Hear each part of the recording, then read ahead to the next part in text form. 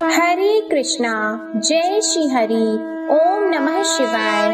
प्रिय भक्तजनों, आज बृहस्पतिवार के दिन आप बृहस्पति देव की बड़ी ही दुर्लभ कथा सुनेंगे। इस कथा को सुनने से भक्तों की सभी मनोकामनाएं भगवान बृहस्पति देव की कृपा से पूर्ण हो जाती हैं। तो आइए बड़ी ही श्रद्धा और प्रसन्न चित्त मन से इस कथा को सुनते हैं। भारतवर्ष में एक प्रतापी और दानी राजा राज्य करता था। वह नित्य गरीबों और ब्राह्मणों की सहायता करता था। यह बात उसकी रानी को अच्छी नहीं लगती थी। वह न ही गरीबों को दान देती, न ही भगवान का पूजन करती थी और राजा को भी दान देने से मना किया करती थी। एक दिन राजा शिकार खेलने वन को गए हुए थे, तो रानी महल में अकेली थी। उसी समय बृहस्पति देव साधु वेश में राजा के महल में भिक्षा लेने के लिए गए और भिक्षा मांगी, तो रानी ने भिक्षा देने से इनकार कर दिया और कहा, हे साधु महाराज, मैं तो दान पुण्य से तंग आ गई हूँ। मेरा पति सारा धन लुटाते रहते हैं। मेरी इच्छा है कि हमारा धन नष्ट हो जाए, फिर न रहेगा बांस, न बजेगी बांसुरी। साधु ने कहा, देवी तुम तो बड़ी विचित्र हो। धन संतान तो सभी चाहते हैं, पुत्र और लक्ष्मी तो पापी के घर भी होने चाहिए। यदि तुम्हारे पास अधिक धन है तो भूखों को भोजन दो, प्यासों के लिए प्याऊ बनवाओ, मुसाफिरों के लिए धर्मशालाएं खुलवाओ। जो निर्धन अपनी कुंवारी कन्याओं का विवाह नहीं कर सकते, उनका विवाह करा दो। ऐसे और कई काम हैं जिनके करने से तुम्हारा यश लोक और परलोक में फैलेगा। परंतु रानी पर उपदेश का कोई प्रभाव नहीं पड़ा। वह बोली, महाराज आप मुझे कुछ न समझाएं, मैं ऐसा धन नहीं चाहती जो हर जगह बांटती फिरूं। साधु ने उत्तर दिया, यदि तुम्हारी ऐसी इच्छा है तो तथास्तु। तुम ऐसा करना कि बृहस्पतिवार को घर लीपकर पीली मिट्टी से अपना सिर धोकर स्नान करना, भट्टी चढ़ाकर कपड़े धोना। ऐसा करने से आपका सारा धन नष्ट हो जाएगा। इतना कहकर वह साधु महाराज वहाँ से आलोक हो गए और साधु के अनुसार कही बातों को पूरा करते हुए रानी को केवल 3 बृहस्पतिवार ही बीते थे कि उसकी समस्त धन संपत्ति नष्ट हो गई। भोजन के लिए राजा का परिवार तरसने लगा। तब एक दिन राजा ने रानी से बोला कि हे रानी, तुम यहीं रहो, मैं दूसरे देश को जाता हूँ, क्योंकि यहाँ पर सभी लोग मुझे जानते हैं, इसलिए मैं कोई छोटा कार्य नहीं कर सकता। ऐसा कहकर राजा परदेश चला गया। वहाँ वह जंगल से लकड़ी काट कर लाता और शहर में बेचता था। इस तरह वह अपना जीवन व्यतीत करने लगा। इधर राजा के परदेश जाते ही रानी और दासी दुखी रहने लगी। एक बार जब रानी और दासी को 7 दिन तक बिना भोजन के रहना पड़ा, तो रानी ने अपनी दासी से कहा, हे दासी, पास ही के नगर में मेरी बहन रहती है, वह बड़ी धनवान है, तू उसके पास जा और कुछ लेकर आ, ताकि थोड़ा बहुत गुजार बसर हो सके। रानी दासी की बहन के पास गई। उस दिन गुरुवार था और रानी की बहन उस समय बृहस्पतिवार व्रत की कथा सुन रही थी। दासी ने रानी की बहन को अपनी रानी का संदेश दिया, लेकिन रानी की बड़ी बहन ने कोई उत्तर नहीं दिया। जब दासी को रानी की बहन से कोई उत्तर नहीं मिला, तो वह बहुत दुखी हुई और उसे क्रोध भी आया। दासी ने वापस आकर रानी को सारी बात बता दी। सुनकर रानी ने अपने भाग्य को कोसा। उधर रानी की बहन ने सोचा कि मेरी बहन की दासी आई थी, परंतु मैं उससे नहीं बोली, इससे वह बहुत दुखी हुई होगी। कथा सुनकर और पूजन समाप्त करके वह अपनी बहन के घर आई और कहने लगी, हे बहन, मैं बृहस्पतिवार का व्रत कर रही थी, तुम्हारी दासी मेरे घर आई थी, परंतु जब तक कथा होती है तब तक न तो उठते हैं और न ही बोलते हैं, इसलिए मैं नहीं बोली। कहो दासी क्यों गई थी? रानी बोली, बहन तुमसे क्या छिपाऊं, हमारे घर में खाने तक को अनाज नहीं था। ऐसा कहते कहते रानी की आंखें भर आई। उसने दासी समेत पिछले 7 दिनों से भूखे रहने तक की बात अपनी बहन को विस्तार पूर्वक सुना दी। रानी की बहन बोली, देखो बहन, भगवान बृहस्पति सबकी मनोकामना को पूर्ण करते हैं। देखो शायद तुम्हारे घर में अनाज रखा हो। पहले तो रानी को विश्वास नहीं हुआ, पर बहन के आग्रह करने पर उसने अपनी दासी को अंदर भेजा तो उसे सचमुच अनाज से भरा एक घड़ा मिल गया। यह देखकर दासी को बड़ी हैरानी हुई। दासी रानी से कहने लगी, हे रानी, जब हमको भोजन नहीं मिलता तो हम व्रत ही तो करते हैं, इसलिए क्यों न इनसे व्रत और कथा की विधि पूछ ली जाए ताकि हम भी व्रत कर सकें। तब रानी ने अपनी बहन से बृहस्पतिवार व्रत के बारे में पूछा। उसकी बहन ने बताया, बृहस्पतिवार के व्रत में चने की दाल और मुनक्का से विष्णु भगवान का केले की जड़ में पूजन करें तथा दीपक जलाएं, व्रत कथा सुने और पीला भोजन ही करें। इससे बृहस्पति देव प्रसन्न होते हैं। और व्रत और पूजन विधि बताकर रानी की बहन अपने घर को लौट गई। 7 दिन के बाद जब गुरुवार आया तो रानी और दासी ने व्रत रखा। घुड़साल में जाकर चना और गुड़ लेकर आई, फिर उससे केले की जड़ तथा विष्णु भगवान का पूजन किया। अब पीला भोजन कहाँ से आए, इस बात को लेकर दोनों बहुत दुखी थी। क्योंकि उन्होंने व्रत रखा था, इसलिए बृहस्पति देव उनसे प्रसन्न थे। इसलिए वे एक साधारण व्यक्ति का रूप धारण करके 2 थालों में सुंदर पीला भोजन दासी को दे गए। भोजन पाकर दासी बहुत प्रसन्न हुई और फिर रानी के साथ मिलकर भोजन ग्रहण किया। उसके बाद वे सभी गुरुवार को व्रत और पूजन करने लगी। बृहस्पति भगवान की कृपा से उनके पास फिर से धन संपत्ति आ गई, परंतु रानी फिर से पहले की तरह आलस्य करने लगी। तब दासी बोली, देखो रानी, तुम पहले भी इस प्रकार आलस्य करती थी, तुम्हें धन रखने में कष्ट होता था, इस कारण सभी धन नष्ट हो गया, और अब जब भगवान बृहस्पति की कृपा से धन मिला है तो तुम्हें फिर से आलस्य होता है। रानी को समझाते हुए दासी कहती है कि बड़ी मुसीबतों के बाद हमने यह धन पाया है, इसलिए हमें दान पुण्य करना चाहिए, भूखे मनुष्यों को भोजन कराना चाहिए और धन को शुभ कार्यों में खर्च करना चाहिए, जिससे तुम्हारे कुल का यश बढ़ेगा, स्वर्ग की प्राप्ति होगी और पितृ प्रसन्न होंगे। दासी की बात मानकर रानी अपना धन शुभ कार्यों में खर्च करने लगी, जिससे पूरे नगर में उसका यश फैलने लगा। उधर एक दिन राजा दुखी होकर जंगल में एक पेड़ के नीचे आसन जमाकर बैठ गया। वह अपनी दशा को याद करके व्याकुल होने लगा। बृहस्पतिवार का दिन था। एकाएक उसने देखा कि निर्जन वन में एक साधु प्रकट हुए। वह साधु वेश में स्वयं बृहस्पति देवता थे। लकड़हारे के सामने आकर बोले, हे लकड़हारे, इस सुनसान जंगल में तू इतना चिंता मग्न क्यों बैठा है? लकड़हारे ने दोनों हाथ जोड़कर प्रणाम किया और उत्तर दिया, महात्मा जी, आप सब कुछ जानते हैं, मैं क्या कहूँ। यह कहकर रोने लगा और साधु को अपनी आत्म कथा सुनाई।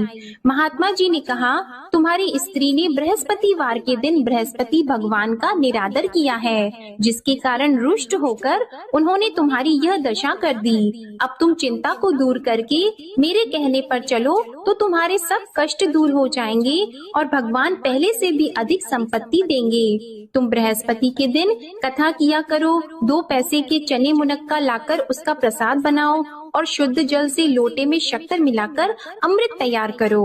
कथा के पश्चात अपने सारे परिवार और सुनने वाले प्रेमियों में अमृत व प्रसाद को बांटकर खुद भी ग्रहण करो। ऐसा करने से भगवान तुम्हारी सब मनोकामनाएं पूरी करेंगे। साधु के ऐसे वचन सुनकर लकड़हारा बोला, हे प्रभु, मुझे लकड़ी बेचकर इतना पैसा नहीं मिलता जिससे भोजन के उपरांत कुछ बचा सकूं। मैंने रात्रि में अपनी स्त्री को व्याकुल देखा है, मेरे पास कुछ भी नहीं जिससे मैं उसकी खबर मंगा सकूं। और फिर मैं बृहस्पति देव की क्या कहानी सुनूं? मुझको तो कुछ भी मालूम नहीं है। साधु ने कहा, हे लकड़हारी, तुम किसी बात की चिंता मत करो।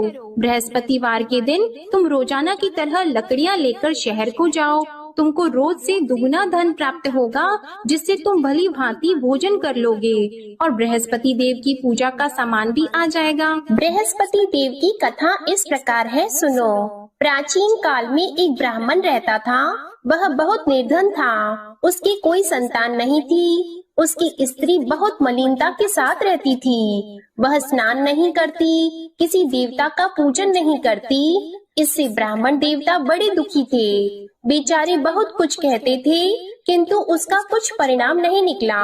भगवान की कृपा से ब्राह्मण की स्त्री के कन्या रूपी रत्न पैदा हुआ।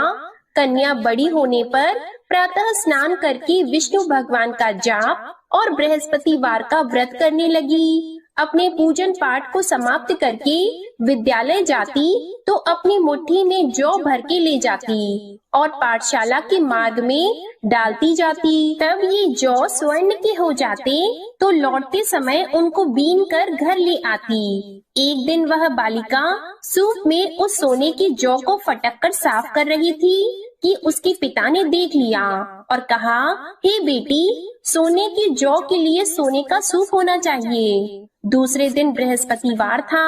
इस कन्या ने व्रत रखा और बृहस्पति देव से प्रार्थना करके कहा, मैंने आपकी पूजा सच्चे मन से की है तो मेरे लिए सोने का सूप दे दो। बृहस्पति देव ने उसकी प्रार्थना स्वीकार कर ली। रोजाना की तरह वह कन्या जौ फैलाती हुई जाने लगी। जब लौटकर जौ बीन रही थी तो बृहस्पति देव की कृपा से सोने का सूप मिला। उसे वह घर ले आई और उसमें जौ साफ करने लगी, परंतु उसकी माँ का वही ढंग रहा।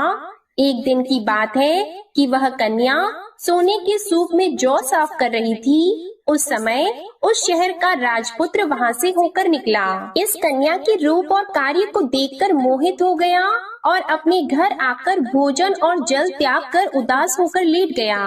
राजा को इस बात का पता लगा तो अपने प्रधानमंत्री के साथ उसके पास गए और बोले, हे बेटा, तुम्हें किस बात का कष्ट है? किसी ने तुम्हारा अपमान किया है अथवा और कोई कारण हो सो कहो, मैं वही कार्य करूँगा जिससे तुम्हें प्रसन्नता हो। अपने पिता की राजकुमार ने बातें सुनी तो वह बोला, मुझे आपकी कृपा से किसी बात का दुख नहीं है। किसी ने मेरा अपमान नहीं किया है, परंतु मैं उस लड़की से विवाह करना चाहता हूँ जो सोने के सूप में जौ साफ कर रही थी। यह सुनकर राजा आश्चर्य में पड़ गया और बोला, हे बेटा, इस तरह की कन्या का पता तुम ही लगाओ, मैं उसके साथ तेरा विवाह अवश्य ही करवा दूंगा। राजकुमार ने उस लड़की के घर का पता बताया। तब मंत्री उस लड़की के घर गए और ब्राह्मण देवता को सभी हाल बताया। ब्राह्मण देवता राजकुमार के साथ अपनी कन्या का विवाह करने के लिए तैयार हो गए तथा विधि विधान के अनुसार ब्राह्मण की कन्या का विवाह राजकुमार के साथ हो गया। कन्या के घर से जाते ही पहले की भांति उस ब्राह्मण देवता के घर में गरीबी का निवास हो गया। अब भोजन के लिए भी अन्न बड़ी मुश्किल से मिलता था। एक दिन दुखी होकर ब्राह्मण देवता अपनी पुत्री के पास गए। बेटी ने पिता की दुखी अवस्था को देखा और अपनी माँ का हाल पूछा। तब ब्राह्मण ने भी सभी हाल कहा। कन्या ने बहुत सा धन देकर अपने पिता को विदा कर दिया। इस तरह ब्राह्मण का कुछ समय सुख पूर्वक व्यतीत हुआ। कुछ दिन के बाद फिर वही हाल हो गया। ब्राह्मण फिर अपनी कन्या के यहाँ गया और सारा हाल कहा तो लड़की बोली, हे पिताजी, आप माताजी को यहाँ ले आओ, मैं उन्हें विधि बता दूंगी जिससे उनकी गरीबी दूर हो जाए। वह ब्राह्मण देवता अपनी स्त्री को साथ लेकर पहुँचे तो अपनी माँ को समझाने लगी कि हे माँ, तुम प्रातः काल प्रथम स्नान आदि करके विष्णु भगवान का पूजन करो तो सब दरिद्रता दूर हो जाएगी। परंतु उसकी माँ ने एक भी बात नहीं मानी और प्रातः काल उठकर अपनी पुत्री के बच्चों की झूठन को खा लिया। इससे उसकी पुत्री को भी बहुत गुस्सा आया। उसने एक रात को एक कोठरी से सारा सामान निकाल दिया और अपनी माँ को उसमें बंद कर दिया। प्रातः उसमें से उसे निकाला तो स्नान आदि करा के पूजा पाठ करवाया तो उसकी माँ की बुद्धि ठीक हो गई। इसके बाद वह नियम से पूजा पाठ करती और प्रत्येक बृहस्पतिवार को व्रत रखने लगी। इस व्रत के प्रभाव से उसकी माता और पिता बहुत ही धनवान और पुत्रवान हो गए और बृहस्पति देवता के प्रभाव से इस लोक के सुख को भोगकर अंत में स्वर्ग को प्राप्त हुए। इस तरह कहानी कहकर साधु देवता वहाँ से अंतर्ध्यान हो गए। धीरे धीरे समय व्यतीत होने पर फिर वही बृहस्पतिवार का दिन आया। लकड़हारा जंगल से लकड़ी काटकर किसी शहर में बेचने गया। उसे उस दिन और दिन से अधिक पैसा मिला। राजा ने चना गुड़ आदि लाकर गुरुवार का व्रत किया। उस दिन से उसके सभी क्लेश दूर हो गए। परंतु जब दोबारा गुरुवार का दिन आया तो बृहस्पतिवार का व्रत करना भूल गया। इस कारण बृहस्पति भगवान नाराज हो गए। उस दिन उस नगर के राजा ने विशाल यज्ञ का आयोजन किया था तथा शहर में ये घोषणा करा दी कि कोई भी मनुष्य अपने घर में भोजन न बनवाए, न आग जलाए। समस्त जनता मेरे यहाँ भोजन करने आए। इस आज्ञा को जो न मानेगा उसे फांसी की सजा दी जाएगी। इस तरह की घोषणा संपूर्ण नगर में करवा दी गई। राजा की आज्ञा के अनुसार शहर के सभी लोग भोजन करने गए, लेकिन लकड़हारा कुछ देर से पहुँचा, इसलिए राजा उसको अपने साथ घर लेके गए और ले जाकर भोजन करा रहे थे तो रानी की दृष्टि उस खूंटी पर पड़ी जिस पर उसका हार लटका हुआ था। वह वहाँ पर दिखाई नहीं दिया। रानी ने निश्चय किया कि मेरा हार इस मनुष्य ने चुरा लिया है। उसी समय सिपाहियों को बुलाकर उसको कारागार में डलवा दिया। जब लकड़हारा कारागार में पड़ गया और बहुत दुखी होकर विचार करने लगा कि न जाने कौन से पूर्व जन्म के कर्म से मुझे यह दुख प्राप्त हुआ है, और उसी साधु को याद करने लगा जो कि जंगल में मिला था। उसी समय तत्काल बृहस्पति देव साधु के रूप में प्रकट हुए और उसकी दशा को देखकर कहने लगे, अरे मूर्ख, तूने बृहस्पति देव की कथा नहीं करी, इस कारण तुझे दुख प्राप्त हुआ है। अब चिंता मत कर, बृहस्पतिवार के दिन कारागार के दरवाजे पर 4 पैसे पड़े मिलेंगे, उनसे तू बृहस्पति देव की पूजा करना, तेरे सभी कष्ट दूर हो जाएंगे। बृहस्पतिवार के दिन उसे 4 पैसे मिले। लकड़हारे ने कथा कही। उसी रात्रि को बृहस्पति देव ने उस नगर के राजा को स्वप्न में कहा, हे राजा, तुमने जिस आदमी को कारागार में बंद कर दिया है वह निर्दोष है, वह राजा है, उसे छोड़ देना। रानी का हार उसी खूंटी पर लटका है, अगर तू ऐसा नहीं करेगा तो मैं तेरे राज्य को नष्ट कर दूंगा। इस तरह रात्रि के स्वप्न को देखकर राजा प्रातः काल उठा और खूंटी पर हार देखकर लकड़हारे को बुलाकर क्षमा मांगी और लकड़हारे को योग्य सुंदर वस्त्र आभूषण देकर विदा कर दिया। बृहस्पति देव की आज्ञा के अनुसार लकड़हारा अपने नगर को चल दिया। राजा जब अपने नगर के निकट पहुंचा तो उसे बड़ा आश्चर्य हुआ। नगर में पहले से अधिक बाग, तालाब, कुएं तथा बहुत सी धर्मशाला, मंदिर आदि बन गई हैं। राजा ने पूछा, यह किसका बाग और धर्मशाला है? तब नगर के सब लोग कहने लगे, यह सब रानी और बंदी के हैं। तो राजा को आश्चर्य हुआ और गुस्सा भी आया। जब रानी ने यह खबर सुनी कि राजा आ रहे हैं तो उन्होंने दासी से कहा, हे दासी, देख राजा हमको कितनी बुरी हालत में छोड़ गए थे। हमारी ऐसी हालत देखकर वह लौट न जाएं, इसलिए तू दरवाजे पर खड़ी हो जा। आज्ञा के अनुसार दासी दरवाजे पर खड़ी हो गई। राजा आए तो उन्हें अपने साथ लेकर आई। तब राजा ने क्रोध करके अपनी रानी से पूछा कि यह धन तुम्हें कैसे प्राप्त हुआ है?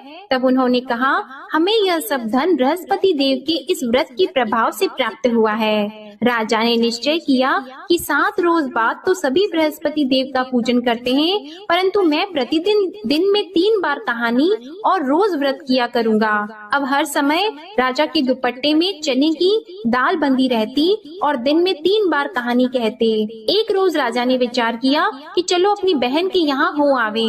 इस तरह निश्चय करके राजा घोड़े पर सवार होकर अपनी बहन के यहाँ को चलने लगा। मार्ग में उसने देखा कि कुछ आदमी एक मुर्दे को लिए जा रहे हैं। उन्हें रोककर राजा कहने लगा, अरे भाइयों, मेरी बृहस्पति देव की कथा सुन लो। वे बोले, लो हमारा तो आदमी मर गया है, इसको अपनी कथा की पड़ी है। परंतु कुछ आदमी बोले, अच्छा कहो, हम तुम्हारी कथा भी सुनेंगे। राजा ने दाल निकाली और जब कथा आधी हुई थी कि मुर्दा हिलने लग गया, और जब कथा समाप्त हो गई तो राम राम करके मनुष्य उठकर खड़ा हो गया।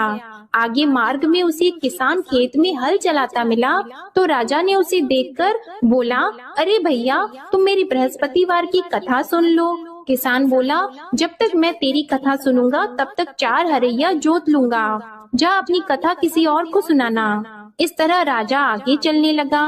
राजा के हटते ही बैल पछाड़ खाकर गिर गए और किसान के पेट में बड़ी जोर का दर्द होने लगा। उस समय उसकी माँ रोटी लेकर आई और उसने जब यह देखा तो अपने पुत्र से सब हाल पूछा और बेटे ने सभी हाल कह दिया।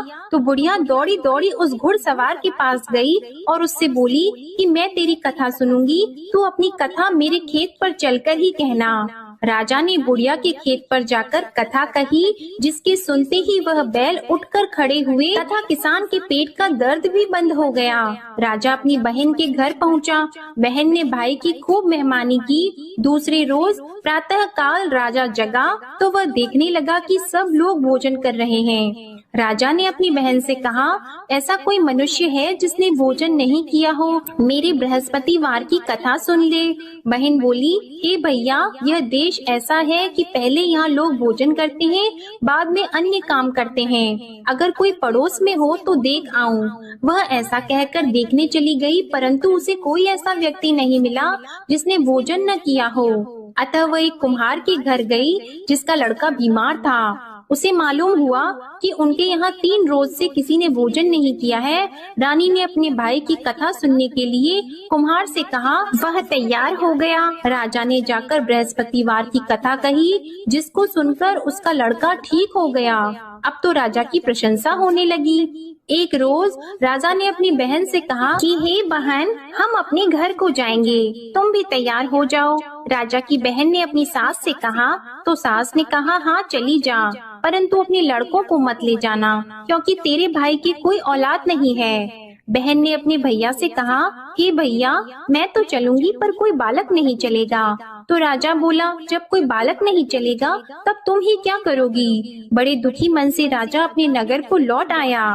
राजा ने अपनी रानी से कहा, हम निर्वंशी हैं, हमारा मुंह देखने का धर्म नहीं है और कुछ भोजन आदि नहीं किया है। रानी बोली, हे प्रभु, बृहस्पति देव ने हमें सब कुछ दिया है, वह हमें औलाद अवश्य देंगे। उसी रात को बृहस्पति देव ने राजा से स्वप्न में कहा, हे राजा उठो, सभी सोच त्याग दो, तेरी रानी गर्भ से है। राजा को यह बात सुनकर बड़ी खुशी हुई। 9वें महीने में उसके गर्भ से एक सुंदर पुत्र पैदा हुआ।